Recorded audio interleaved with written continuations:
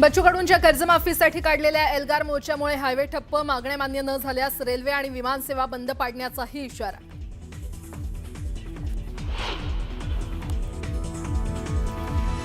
कोल्हापूरच्या शिरोळमध्ये ऊस आंदोलन पेटलं. राजेंद्र येड्रावकरांच्या कारखान्यात ऊस घेऊन जाणाऱ्या ट्रॅक्टर ट्रॉली पेटवल्या. ऊसाच्या एफआरपीसाठी शेतकरी आक्रमक.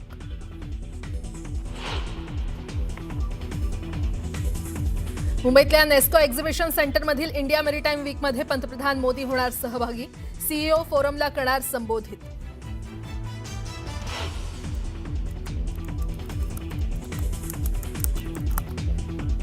विनाकारण मुंबईत फिरत राहू नका, पक्षाची ताकद वाढवा, पक्षाचं काम करा. अजित पवारांची राष्ट्रवादीच्या सर्व आमदारांना तंबी. तर निवडणुकीत कुणावरच अवलंबून न राहण्याची सूचना.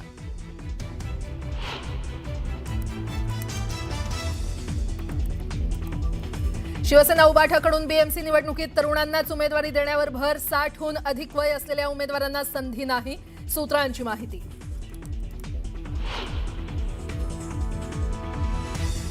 सोलापूरमध्ये भाजपचा मित्रपक्षांना जोरदार धक्का. शिवसेना नेते नागनाथ क्षीरसागर आणि माजी आमदार राजन पाटीलही भाजपमध्ये प्रवेश करणार. रवींद्र चव्हाणांच्या उपस्थितीत होणार पक्षप्रवेश. अधिकाऱ्यांची वाहनं फोडू नका, सत्ताधाऱ्यांची वाहनं फोडा, गाड्या फोडा. शेतकरी कर्जमाफीच्या मुद्द्यावरून सुजात आंबेडकरांचं वादग्रस्त वक्तव्य. 8व्या वेतन आयोगाला केंद्र सरकारनं दिली मंजुरी. जवळपास 50 लाख केंद्रीय कर्मचारी आणि 69 लाख पेन्शनधारकांना होणार फायदा.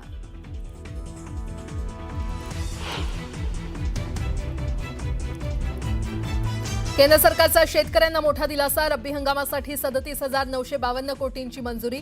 स्वस्त दरात खतं आणि बियाणं देण्याचे निर्देश. 100 किलोमीटर प्रति तास वेगानं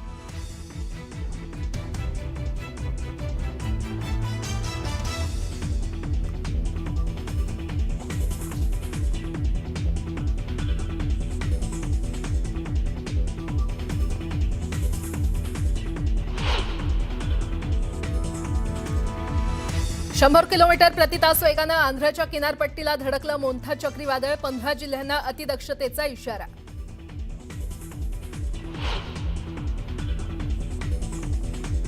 हमासकडून शस्त्रसंधीचं उल्लंघन केल्यानंतर इस्रायलचा मोठा निर्णय. पूर्ण ताकदीनिशी गाझावर हल्ला करण्याचे पंतप्रधान नेतन्याहूंनी दिले निर्देश.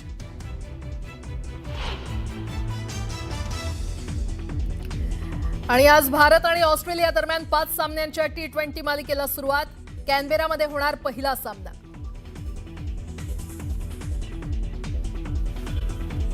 तर बैठक कुठे घ्यायची यावरून सरकार आणि बच्चू कडू यांच्यामध्ये पेच निर्माण झालेला आहे. शेतकरी कर्जमाफी मुद्द्यावरून समिती नेमणार असून आमच्याकडून चर्चेची दारं खुली आहेत असं मंत्री बावनकुळे यांनी स्पष्ट ऐकून घेतलंय. तर ऐकून घेण्याची तयारी नसेल तर मग तोडगा कसा निघणार असा सवालही बावनकुळे यांनी केलाय. उच्चस्तरीय बैठक नागपूरमध्ये कशी घेणार, आंदोलन स्थळावर बैठक कशी घेणार असा प्रश्नही बावनकुळे यांनी उपस्थित केलेला आहे. सरकारने बैठक लावल्या, बैठकीला यायचं नाही, ही जी भूमिका आहे मला वाटते यातून थोडं बाहेर निघून खरंच शेतकऱ्याच्या हक्काचे निर्णय करायचे असेल, शेतकऱ्याच्या हिताचे निर्णय करायचे असेल तर त्यांनी बैठकीला आलं पाहिजे. त्यांनी आताही त्यांनी सांगितलं की माननीय मुख्यमंत्र्याला आम्ही विनंती करू की पुन्हा एकदा बैठक घ्यावी.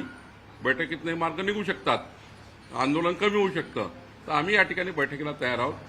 त्यांनी सांगावं केव्हा बैठक घ्यायची. आता ते म्हणतात की नागपुरात बैठक घ्या. इतकं सारे प्रश्न आहेत त्यांचे 18-19. उच्चस्तरीय बैठक तर मुंबईत होऊ शकतं, सह्याद्री होऊ शकेल, मंत्रालयात होऊ शकेल. जेव्हा शेवटी मंत्रालयातून मार्ग निघतात ना, ते म्हणतात की आंदोलनस्थळी बैठक व्हावी, त्या ठिकाणी इकडे बैठक व्हावी. त्यामुळं मला वाटतं की याच्यामध्ये काही तथ्य नाही. म्हणजे त्यांनी थोडं या ठिकाणी चर्चा करावी. आता आंदोलनस्थळावर कशी बैठक होईल आपण विचार करा. एवढा मंत्रालय 18-19 मंत्रालयीन अधिकारी लागतील. तर चंद्रशेखर बावनकुळे यांनी बच्चू कडू यांच्याशी संवाद साधलेला होता आणि त्यानंतर त्यांनी ही भूमिका मांडली. आमच्याकडून चर्चेची दारं खुली आहेत असं बावनकुळे यांनी म्हटलंय. मात्र तुम्ही मुंबईत या असं देखील त्यांनी म्हटलंय. आमच्याकडून चर्चेची दारं खुली आहेत, आम्ही कडूंशी सातत्यानं संपर्क साधतोय, पण चर्चा करायची असेल तर मुंबईत या असं बावनकुळे म्हणतात. कारण ऐकून घेण्याची तयारी नसेल तर मग तोडगा कसा निघणार? कारण बच्चू कडू म्हणतात सरकारनं इथे यावं, इथे चर्चा करावी शेतकऱ्यांच्या मुद्द्यावर. मात्र सरकारच्या वतीनं चंद्रशेखर बावनकुळे यांनी बच्चू कडू यांच्याशी संपर्क साधलेला होता. पण चर्चा करायची असेल तर मुंबईत या, तिथे चर्चा करता येणार नाही असंही बावनकुळे यांनी सांगितलं. आणि या सगळ्यानंतर आता हा पेच आणखी वाढलेला आहे. बच्चू कडूंचं हे तिसऱ्या दिवसाचं आंदोलन. 3 दिवस हे आंदोलन सातत्यानं सुरू आहे. रस्ते वाहतूक पूर्णपणे खोळंबलेली आपण बघतोय. या सगळ्यानंतर लवकरात लवकर तोडगा निघणं अत्यंत गरजेचं आहे. म्हणजे त्यांनी थोडं या ठिकाणी चर्चा करावी. आता आंदोलन स्थळावर कशी बैठक होईल आपण विचार करा. एवढा मंत्रालयीन 18-19 मंत्रालयीन अधिकारी लागतील, जे प्रधान सचिव, अतिरिक्त मुख्य सचिव, एवढं सरकार तिकडे घेऊन जाण्यापेक्षा सकाळच्या विमानाने येणे, दुपारच्या विमानाने वापस जाणे. नागपूरला अवेलेबिलिटी आहे विमानाची. त्यांना आमची विनंती आहे की त्यांनी यावं चर्चेला, सर्व त्या ठिकाणी तोडगा काढावा. आम्ही शेतकऱ्याच्या बाजूने आहोत, तोडगा काढायला तयार आहोत. चर्चेचे दारं खुले आहेत, त्यांनी चर्चेचे दारं बंद करू नये. साहजिक आहे आणि शेवटी भावना आहेत शेतकऱ्यांची. शेवटी शेतकरी अडचणीत आहेत आणि अडचणीच्या काळामध्ये शेतकऱ्याला मदत केली पाहिजे, याबद्दल कोणाचं दुमत नाही. परंतु आज पहिल्यांदा आपल्याला कुठली गरज होती तर अतिवृष्टीमध्ये आज खूप मोठं शेतकऱ्यांचं नुकसान झालेलं आहे.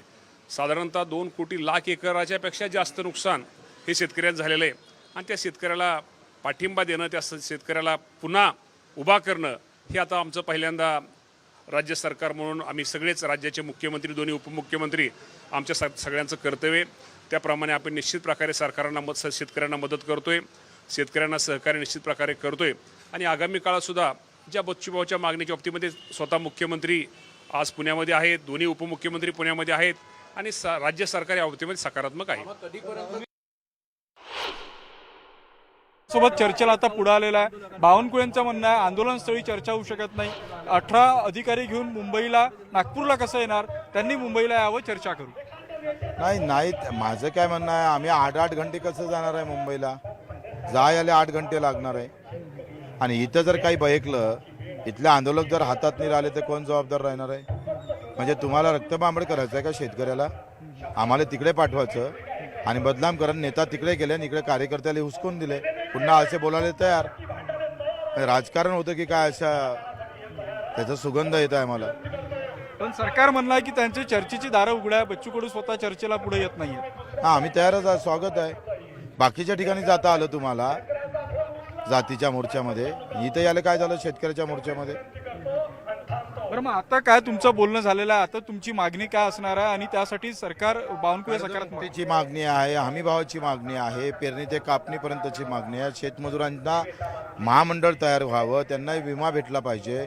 दिव्यांगांच्या मानधनाच्या बाबतीत असेल, तुमच्या अंत्योदय योजनेच्या बाबतीत असेल, तुमच्या मेंढपाळांच्या संदर्भातली मागणी आहे, मच्छीमारांची आहे, ही ग्रामपंचायत कर्मचाऱ्यांची आहे, डाटा एंट्री ऑपरेटरवाल्याची आहे. या सगळ्या मागण्या आम्ही त्यांना 12 मागण्या प्रमुख करून दिलेल्या आहे. अ आणि ब केलेल्या. अ म्हणजे निर्णय झाला पाहिजे, ब म्हणजे चर्चा झाली पाहिजे. हो, सरकार नागपूरला येत नाहीये, तुम्ही मुंबईला जात नाहीये, तोडगा कसा निघणार? हे आंदोलन किती वेळ चालणार? जेपर्यंत देवाभाऊची इच्छा आहे तेपर्यंत चालू. त्याच्यावरच आहे का नाही आखरी? कसं आहे, बटन त्यांच्याजवळ आहे. त्यांनी निर्णय घेतले तर आंदोलन उद्या आजच बंद होते, नाही घेतले तर चालू राहणार. बरं, बटन दाबायला त्यांनी नागपूरला यायचं आहे की आता तुम्ही जाणार? कुठूनही दाबलं पाहिजे ना, तिथूनही निर्णय घेऊन बटन दाबा. आम्ही इथं कॉपी पाहतो, मागं घेतो. बरं, आता बावनकुळेंनी तुम्हाला आश्वस्त केलेलं आहे की मुख्यमंत्र्यांशी चर्चा करून सांगू, तुम्ही 12 वाजता रेल रोको करणार होतात, त्या बाबतीत आता काय होणार? अर्धा तास वाट पाहतो आम्ही. बरं, तुम्ही संघ पदाधिकाऱ्यांशी देखील चर्चा करणार आहे? आम्ही कोणता रेशमी बाग ना, रेशम बागला जाणार आहोत. तिथे RSSची काही मंडळी आहे, त्यांचा बराच अंकुश भाजपवर असतं आणि त्यांना पण विनंती करणार आहोत का यांचे थोडे कान टोचा. शेतकरी हा हिंदू आहे, मग हिंदू शेतकऱ्याचं तर भलं करा ना कम से कम. भाऊ, तुम्ही संघ कार्यालयात जाताय, मोदी महाराष्ट्रात आहे, मोदींपर्यंत तुमचा निरोप पोहोचवणार आहे? म्हणजे मोदीजी आखरी कोणाच्याच मतानं ऐकत नाहीत, ते RSSच्या मतानं ऐकणारच आहे.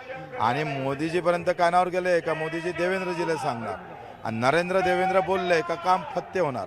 नक्कीच आपण पाहतोय की आम्ही मुंबईला चर्चेला जाणार नाही. मुख्यमंत्र्यांच्या हाती बटन आहे, त्यांनी बटन मुंबईतून किंवा नागपुरातून कुठून दाबायचं ते दाबावं. मात्र शेतकरी कर्जमाफी होईपर्यंत आंदोलन मागे न घेण्याची भूमिका बच्चू कडू यांनी घेतलेली आहे.